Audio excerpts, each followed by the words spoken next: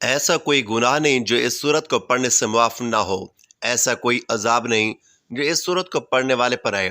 حضور صلی اللہ علیہ وآلہ وسلم کا فرمان ہے کہ حضور نبی کریم صلی اللہ علیہ وآلہ وسلم نے فرمایا، میرے پاس جبرائیل علیہ السلام آئے اور کہا کہ اللہ تبارک و تعالیٰ فرماتے ہیں جو اس صورت کو پڑھتا ہے اس پر اللہ کی۔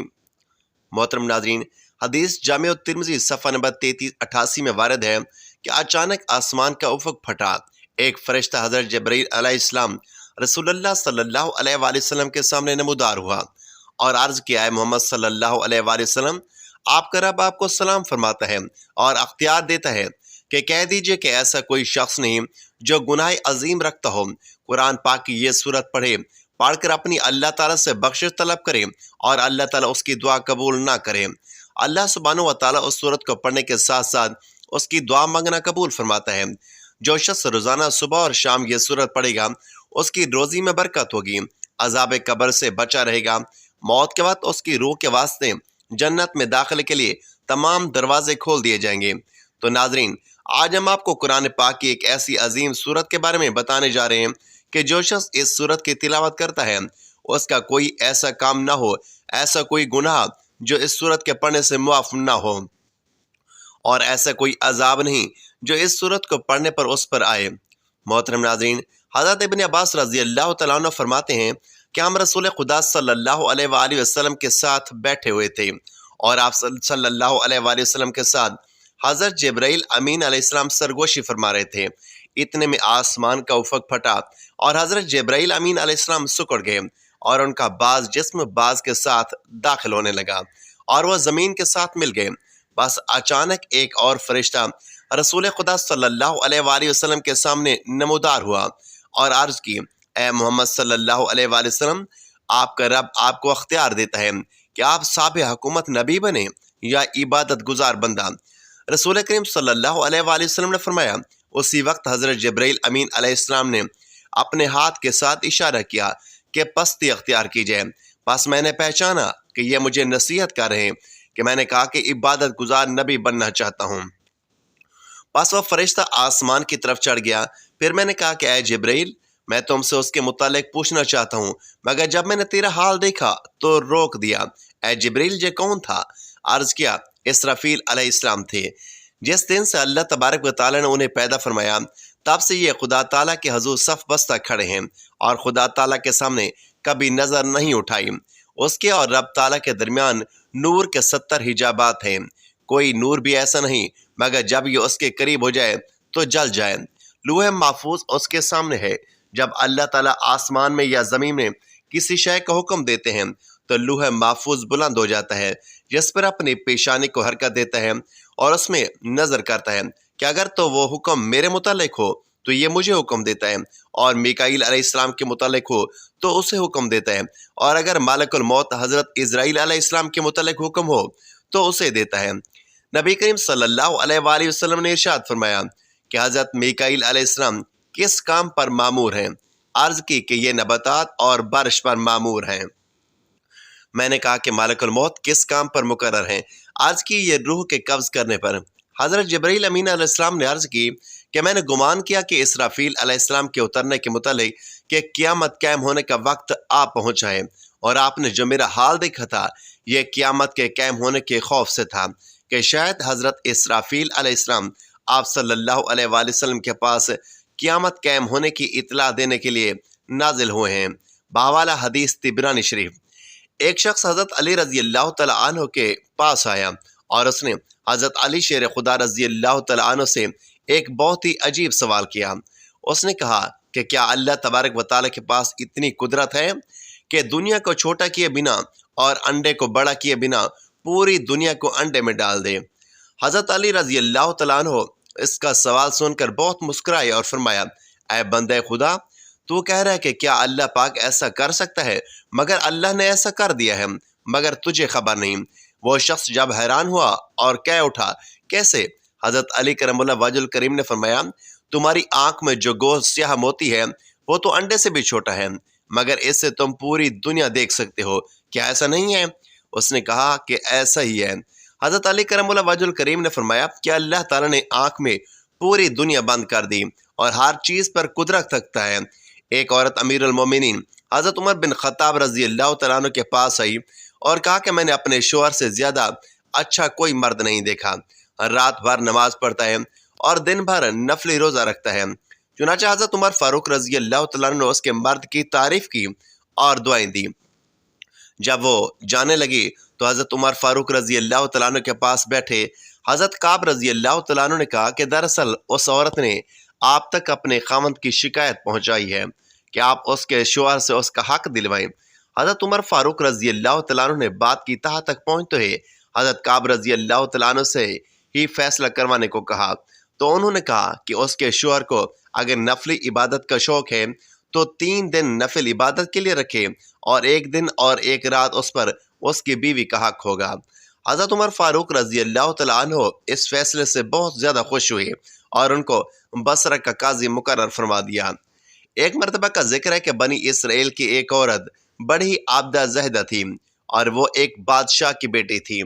ایک شہزادے نے اس سے منگنے کی درخواست کی تو اس لڑکی نے نکاح سے انکار کر دیا اور پھر ایک ملازمہ سے کہا کہ میرے لیے ایک عابد اور ایک زاہد اور نیک آدمی تلاش کرو جو فقیر ہو۔ وہ لونڈی عابد اور زاہد کی تلاش میں نکلی اور ایک عابد زاہد کو لے کر شہزادے کی خدمت میں حاضر ہوئی۔ شہزادی نے اس سے پوچھا کہ اگر تم مجھ سے نکاح کرنا چاہتے ہو تو میں تمہارے ساتھ قاضی کے پاس چلتی ہوں۔ اس نیک شخص نے آمادگی کا اظہار کیا اور وہ دونوں قاضی کے پاس چلے گئے اور وہاں ان کا نکاح ہو گیا۔ شہزادی نے نکاح کے بعد اس نیک شخص سے کہا کہ تم مجھے اپنے گھر لے چلو۔ وہ بولا کہ اس کمبل کے سوا کوئی چیز میری ملکیت میں نہیں ہے، میں رات کے وقت یہی اوڑھتا ہوں اور دن میں اسے پہنتا ہوں۔ شہزادی نے کہا کہ میں تیرے حال پر راضی ہوں، اور یہ کہہ کر شہزادی اس نیک شخص کے ساتھ چل پڑی۔ وہ نیک شخص دن بھر محنت مزدوری کرتا اور شام کے لیے اتنا جمع کر لیتا کہ جس سے وہ افطار ہو سکے۔ شہزادی بھی سارا دن روزہ رکھتی اور شام کو افطار کے بعد اللہ تبارک و تعالیٰ کا شکر ادا کرتی اور کہتی کہ اب میں عبادت کے لیے فارغ ہوئی۔ ایک دن اس کے شوہر کو کچھ نہ ملا اور وہ انتہائی شاک گزرا اور وہ گھبرا گیا کہ میری بیوی روزے سے گھر میں بیٹھی ہوئی ہے کہ میں اس کے لیے کچھ لے کر آؤں۔ یہ سوچ کر اس نے وضو کیا اور نماز پڑھ کر بارگاہ خداوندی میں دعا مانگی، اے اللہ پاک، تو جانتا ہے کہ میں نے تو سے دنیا کے لیے کچھ طلب نہیں کیا اور میں تو سے اپنی نیک بیوی کی رضامندی کے لیے یہ طلب کرتا ہوں۔ تو مجھے اپنے پاس سے رزق عطا فرما، تو ہی بہترین رازق ہے۔ اس وقت آسمان سے ایک موتی گرا اور نیک شخص اس موتی کو لے کر اپنی بیوی کے پاس گیا، اور جب اس کی بیوی نے وہ موتی دیکھا تو وہ ڈر گئی اور کہنے لگی کہ تم یہ موتی کہاں سے لائی ہو، اور ایسا بیش قیمت موتی تو میں نے اپنے باپ کے پاس بھی نہیں دیکھا۔ وہ نیک شخص بولا، میں نے آج رزق کی خاطر محنت مزدوری کے لیے کیا گیا مگر مجھے کچھ بھی نہیں ملا، اور میں نے سوچا کہ میری نیک بیوی روزہ افطار کرنے کی غرض سے میری منتظر ہوگی، میں خالی ہاتھ گھر واپس کیسے لوٹوں؟ میں نے اللہ تبارک و تعالیٰ کی بارگاہ اقدس میں دعا مانگی اور اللہ تعالیٰ نے آسمان سے میرے لیے یہ موتی نازل فرما دیا۔ شہزادی بولی، تم اسی جگہ جاؤ جہاں سے تم نے اللہ تبارک و تعالیٰ سے دعا مانگی تھی اور گریہ زاری کے ساتھ بارگاہ خداوندی میں یوں دعا کرو، اے اللہ، اے میرے مالک و خالق، اگر تو نے یہ موتی ہمیں دنیاوی رزق کے طور پر عطا فرمایا تو اس میں ہمیں برکت دے، اور اگر آخرت کے ذخیرے میں سے عطا فرمایا تو اسے واپس لے لے۔ اس کے شوہر نے ایسا ہی کیا اور اللہ تبارک و تعالیٰ نے وہ موتی واپس لے لیا۔ اس نے واپس آ کر تمام حقیقت شہزادی کو بتائی تو شہزادی نے اللہ کا شکر ادا کیا اور کہا، یا اللہ، تو بڑا رحیم ہے، تو بڑا کریم ہے۔ حضرت عبداللہ ابن عباس رضی اللہ تعالیٰ عنہ سے مروی ہے، وہ فرماتے ہیں کہ حضور نبی کریم صلی اللہ علیہ وآلہ وسلم نے فرمایا کہ میری امت کی عورتوں میں سے سب سے افضل ترین عورت وہ ہے جو اپنے شوہر کے ساتھ حسن سلوک سے پیش آئے اور اپنے شوہر کی خواہش کے مطابق فرما برداری کرتی رہے، اور ان کے ہاں ہونے والی اولاد اللہ کے سائے میں ہوگی، ماں سوائے ان کاموں کے جو گناہ کے کام ہیں، اور ایسی عورت کو رات اور دن میں ایسے 1000 شہیدوں کا ثواب ملتا ہے جو اللہ تبارک و تعالیٰ کی راہ میں صبر کے ساتھ شہید ہوتے ہیں اور اس کے اجر کی توقع اللہ تعالیٰ سے رکھتے ہیں۔ حضرت عائشہ رضی اللہ تعالیٰ عنہ فرماتی ہیں کہ جب حضرت علی رضی اللہ تعالیٰ عنہ ہمارے گھر آتے تو میرے بابا حضرت ابو بکر صدیق رضی اللہ تعالیٰ عنہ سارے کام چھوڑ کر ہمارے گھر آ جاتے اور حضرت علی رضی اللہ تعالیٰ عنہ کا چہرہ دیکھتے تو میں کہتی کہ بابا، آپ ہمارے گھر آتے ہیں اور چہرہ علی کا دیکھتے رہتے ہیں، اس کی کیا وجہ ہے؟ تو میرے بابا حضرت ابو بکر صدیق رضی اللہ تعالیٰ عنہ نے کہا، بیٹی غلطی نہ کروں، میں نے اپنے کانوں سے سنا ہے کہ رسول اللہ صلی اللہ علیہ وآلہ وسلم فرماتے ہیں کہ علی کا چہرہ دیکھنا عبادت ہے۔ رسول اللہ صلی اللہ علیہ وآلہ وسلم نے فرمایا کہ خواب میں میرے پاس میرے رب کا ایک آنے والا فرشتہ آیا، اس نے مجھے خبر دی کہ آپ صلی اللہ علیہ وآلہ وسلم نے فرمایا کہ اس نے مجھے خوشخبری دی کہ میری امت میں سے جو کوئی اس حال میں مرے کہ اللہ تبارک و تعالیٰ کے ساتھ کسی کو شریک نہ ٹھہرایا ہو تو وہ جنت میں جائے گا۔ اس پر میں نے پوچھا کہ اگرچہ اس نے زنا کی ہو، اگرچہ اس نے چوری کی ہو؟ نبی کریم صلی اللہ علیہ وآلہ وسلم نے فرمایا کہ ہاں، اگرچہ اس نے زنا کیا ہو، اگرچہ اس نے چوری کی ہو۔ حضرت کعب بن مالک رضی اللہ تعالیٰ عنہ فرماتے ہیں کہ رسول خدا صلی اللہ علیہ وآلہ وسلم کی خدمت اقدس میں حضرت جابر رضی اللہ تعالیٰ عنہ حاضر ہوئے اور آپ صلی اللہ علیہ وآلہ وسلم کا چہرہ متغیر پایا۔ حضرت جابر رضی اللہ تعالیٰ عنہ اسی وقت اپنے گھر گئے اور اپنی زوجہ سے فرمایا کہ میں نے دیکھا ہے کہ رسول کریم صلی اللہ علیہ وآلہ وسلم کا چہرہ انور متغیر تھا، میرا خیال ہے کہ بھوک کی وجہ سے ایسا ہے، کیا تیرے پاس کچھ کھانے کو ہے؟ بیوی نے عرض کیا، واللہ اس بکری اور کچھ بچے ہوئے آٹے کے سوا گھر میں کچھ نہیں۔ حضرت جابر رضی اللہ تعالیٰ عنہ اس وقت بکری کو ذبح کیا اور فرمایا کہ جلدی جلدی گوشت اور روٹیاں تیار کرو۔ جب کھانا تیار ہو گیا تو ایک بڑے پیالے میں رکھ کر حضور اقدس صلی اللہ علیہ وآلہ وسلم کی خدمت اقدس میں کھانا حاضر کر دیا۔ حضور نبی کریم صلی اللہ علیہ وآلہ وسلم نے ارشاد فرمایا کہ اے جابر، اپنی قوم کو جمع کرو۔ فرماتے ہیں کہ میں اپنی قوم کو لے کر حضور نبی کریم صلی اللہ علیہ وآلہ وسلم کی خدمت میں حاضر ہوا اور آپ نے فرمایا کہ ان لوگوں کی الگ الگ ٹولیاں بنا کر میرے پاس بھیجتے رہو۔ اس طرح وہ ٹولیاں بنا بنا کر کھانے لگے۔ جب ایک ٹولی سیر ہو کر کھا لیتی تو دوسری ٹولی آ جاتی، جہاں تک کہ سب نے کھانا کھا لیا اور برتن میں کھانا جوں کا توں پڑا ہوا تھا، بلکہ پہلے سے بھی زیادہ موجود تھا۔ جب صحابہ کرام رضوان اللہ علیہ اجمعین کھانا کھانے لگے تو آپ صلی اللہ علیہ وآلہ وسلم نے فرمایا کہ کھانا کھاؤ مگر ہڈیاں نہ توڑنا۔ پھر آپ نے ہڈیوں کو جمع فرمایا اور ان پر ہاتھ مبارک رکھا اور کچھ پڑا، وہ بکری کان جھڑکتے ہوئے اٹھ کھڑی ہوئی۔ آپ صلی اللہ علیہ وآلہ وسلم نے فرمایا کہ اے جابر، اپنی بکری لے جاؤ۔ حضرت جابر رضی اللہ تعالیٰ عنہ فرماتے ہیں کہ میں اپنی بکری لے کر اپنی بیوی کے پاس آیا تو وہ بولی، یہ کیا ہے؟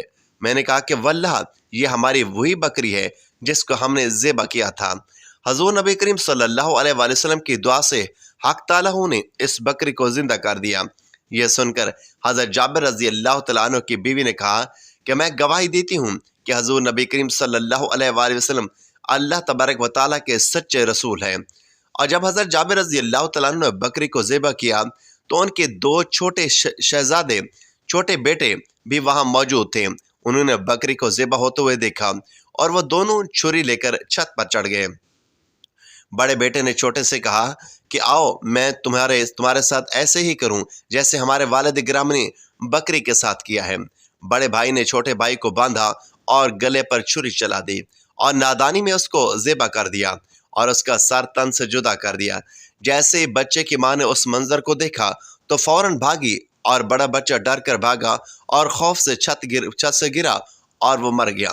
حضرت جابر رضی اللہ تعالیٰ عنہ کی زوجہ نے دونوں بچوں کی لاشوں کو اٹھایا اور اندر لا کر رکھ دیا، اس خیال سے شور اور واویلا نہ کیا کہ کہیں اس سے نبی کریم صلی اللہ علیہ وآلہ وسلم پریشان نہ ہوں اور یہ دعوت بے مزہ نہ ہو جائے۔ نہایت ہی صبر و استقلال کے ساتھ بچوں پر کپڑا ڈال دیا اور اس بارے میں کسی کو بھی نہ بتایا، حتیٰ کہ حضرت جابر رضی اللہ تعالیٰ عنہ کو بھی نہ بتایا۔ اگرچہ دل صدمے سے نڈھال اور خون کے آنسو رو رہا تھا، مگر اس کے باوجود چہرے پر کوئی پریشانی نہ تھی، بلکہ چہرے کی تازگی کو برقرار رکھا اور کھانا پکایا۔ جب رسالت مآب حضور اقدس صلی اللہ علیہ وآلہ وسلم تشریف لائے، کھانا حاضر کیا تو اس وقت حضرت جبرائیل امین علیہ السلام نے حاضر ہو کر عرض کیا، یا رسول اللہ صلی اللہ علیہ وآلہ وسلم، حضرت جابر رضی اللہ تعالیٰ عنہ کو حکم دیں کہ وہ اپنے صاحبزادوں کو بلائیں تاکہ وہ بھی آپ صلی اللہ علیہ وآلہ وسلم کے ہمراہ کھانا کھانے کا شرف حاصل کریں۔ آپ صلی اللہ علیہ وآلہ وسلم نے فرمایا کہ جابر اپنے فرزندوں کو بلاؤ، فوراً لاؤ۔ حضرت جابر رضی اللہ تعالیٰ عنہ باہر تشریف لائے اور اپنی زوجہ محترمہ کو فرمایا کہ بچوں کو بلاؤ تاکہ وہ حضور اقدس صلی اللہ علیہ وآلہ وسلم کے ساتھ کھانا کھائیں۔ انہوں نے عرض کیا کہ بچے موجود نہیں ہیں۔ حضرت جابر رضی اللہ تعالیٰ عنہ نے آ کر حضور نبی کریم صلی اللہ علیہ وآلہ وسلم کی خدمت اقدس میں عرض کیا، یا رسول اللہ صلی اللہ علیہ وآلہ وسلم، بچے گھر میں موجود نہیں ہیں۔ اس پر نبی کریم صلی اللہ علیہ وآلہ وسلم نے فرمایا کہ اے جابر، اللہ تبارک و تعالیٰ کا حکم ہے کہ جلدی بچوں کو بلا لاؤ۔ حضرت جابر رضی اللہ تعالیٰ عنہ دوبارہ اپنی زوجہ محترمہ کے پاس آئے اور فرمایا کہ اللہ تبارک و تعالیٰ کا حکم ہے، اس لیے بچوں کو جہاں بھی ہیں جلدی سے بلا لاؤ۔ بچوں کی ماں جو پہلے ہی غم سے نڈھال تھی، آنسوں کے سمندر کو آنکھوں میں سموئے ہوئے تھی، صبر و استقلال اور حوصلے کے ساتھ حضور پر نور رحمت عالم صلی اللہ علیہ وآلہ وسلم کی دعوت کر رہی تھی۔ اس نے جب یہ سنا تو آنسوں کا سمندر جو بڑی مشکل سے روکا ہوا تھا وہ آنکھوں سے چھلک پڑے اور روتے ہوئے عرض کیا کہ میں اب اپنے بچوں کو نہیں بلا سکتی۔ حضرت جابر رضی اللہ تعالیٰ عنہ نے فرمایا کہ روتی کیوں ہو، بات کیا ہے؟ حضرت جابر رضی اللہ تعالیٰ عنہ کو کمرے کے اندر لے گئے اور دونوں شہزادوں کی لاشوں سے چادر ہٹائی اور عرض کیا کہ یہ کب کی اس دنیا سے جا چکے ہیں۔ میں تو آپ صلی اللہ علیہ وآلہ وسلم کے آرام کی خاطر بڑے حوصلے اور صبر سے یہ سب کچھ برداشت کر کے خدمت نبی اکرم صلی اللہ علیہ وآلہ وسلم سے اپنی آخرت سنوار رہی تھی۔ جب حضرت جابر رضی اللہ تعالیٰ عنہ نے یہ منظر دیکھا تو ان کی آنکھوں سے آنسو جاری ہو گئے، کیونکہ اس سے پہلے آپ رضی اللہ تعالیٰ عنہ اس حال سے بے خبر تھے۔ دونوں شہزادوں کو اٹھایا اور حضور اقدس صلی اللہ علیہ وآلہ وسلم کی خدمت بابرکت میں حاضر ہو کر سارا ماجرا عرض کر دیا۔ جو ہی حضرت جابر رضی اللہ تعالیٰ عنہ نے دونوں صاحبزادوں کی لاشوں کو حضور اقدس صلی اللہ علیہ وآلہ وسلم کے قدموں میں رکھا تو سارا گھر غم زدہ ہو گیا، اور ماں کی ممتا جو پہلے ادب اور حضور صلی اللہ علیہ وآلہ وسلم اور آرام احمد مجتبیٰ صلی اللہ علیہ وآلہ وسلم کے لیے خاموش تھی، زاروں قطار رونے لگی۔ اللہ تعالیٰ نے حضرت جبرائیل امین علیہ السلام کو حکم دیا کہ جاؤ میرے محبوب کبریہ صلی اللہ علیہ وآلہ وسلم کی خدمت میں حاضر ہو کر میرا پیغام دو کہ اے محبوب دعا آپ فرمائیں، زندہ ہم کر دیں گے۔ چنانچہ حضور نبی محترم صلی اللہ علیہ وآلہ وسلم نے اپنے دست مبارک دعا کے لیے بلند کیے، ابھی ہاتھ واپس نہ آئے تھے کہ دونوں شہزادے زندہ ہو کر اٹھ کھڑے ہوئے۔ وہ گھر جو پہلے دونوں صاحبزادوں کی موت سے افسردہ اور غمزدہ تھا، اب خوشی سے پھولا نہ سماتا تھا۔ حضور اقدس صلی اللہ علیہ وآلہ وسلم نے دونوں شہزادوں کے ساتھ مل کر کھانا تناول فرمایا۔ سبحان اللہ۔ تو ناظرین محترم، وقت کی نزاکت کو مد نظر رکھتے ہوئے آپ کو اس صورت کے بارے میں بتاتے ہیں کہ جس کے بارے میں حضور صلی اللہ علیہ وآلہ وسلم نے فرمایا کہ میرے پاس حضرت جبرائیل امین علیہ السلام آئے اور عرض کی کہ جو اس صورت کی تلاوت کرتا ہے اللہ تبارک و تعالیٰ اس کے تمام گناہوں کو بخش دیتا ہے، اس کی دعا کو قبول فرماتا ہے، اس پر کوئی عذاب نہیں آتا، اور جو شخص صبح اور شام اس صورت کی تلاوت کرتا ہے اس کی روزی میں برکت ہوگی، عذاب قبر سے بچا رہے گا، موت کے وقت اس کی روح کے واسطے جنت میں داخلے کے لیے تمام دروازے کھول جائیں گے۔ تو ناظرین، وہ سورۃ الواقعہ ہے۔ ناظرین، اس سورت کو پڑھنے کے لیے آپ نے سب سے پہلے باوضو ہو جانا ہے۔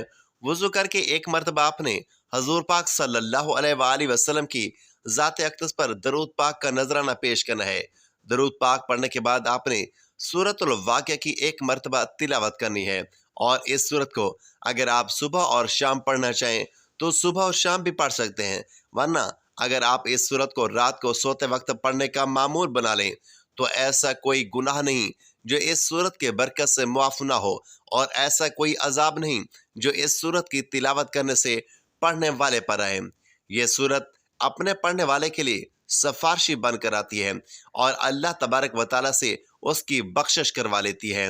اس سورت کی تلاوت کرنے والے کے لیے قبر کی منزلیں آسان کر دی جاتی ہیں، اور یہ سورت اپنے پڑھنے والے کو اللہ تبارک و تعالیٰ کی بارگاہ میں بخشوانے کے لیے حاضر ہو جاتی ہے، حتیٰ کہ تلاوت کرنے والے کو بخشوا لیتی ہے۔ اس سورت کی روزانہ تلاوت کرنے والے کو عذاب قبر سے نجات دے دی جاتی ہے، اور موت کے بعد اس کی روح کے واسطے جنت میں داخلے کے لیے تمام دروازے کھول دیے جاتے ہیں۔ سبحان اللہ۔ تو ناظرین، آپ نے اس سورت کی تلاوت کا معمول بنانا ہے تاکہ آپ کی دنیا اور آخرت دونوں سنور جائیں۔ ناظرین، دعا ہے کہ اللہ تبارک و تعالی ہم سب کو نیکی کی بات کو سننے، سمجھنے اور اس پر عمل کرنے کی توفیق عطا فرمائے، اور ہمیں مرتے وقت کلمہ پڑھنا نصیب فرمائے، آمین یا رب العالمین۔ ناظرین، ویڈیو اچھی لگے تو ویڈیو کو لائک کریں، دوستوں میں شیئر کریں، چینل کو سبسکرائب کریں اور کمنٹ باکس میں اپنے رزق میں برکت، وسعت اور کشادگی کے لیے اللہ تعالیٰ کے 99 نام میں سے ایک نام ضرور ٹائپ کریں۔ اگلی ویڈیو تک کے لیے اجازت دیجیے، اللہ حافظ۔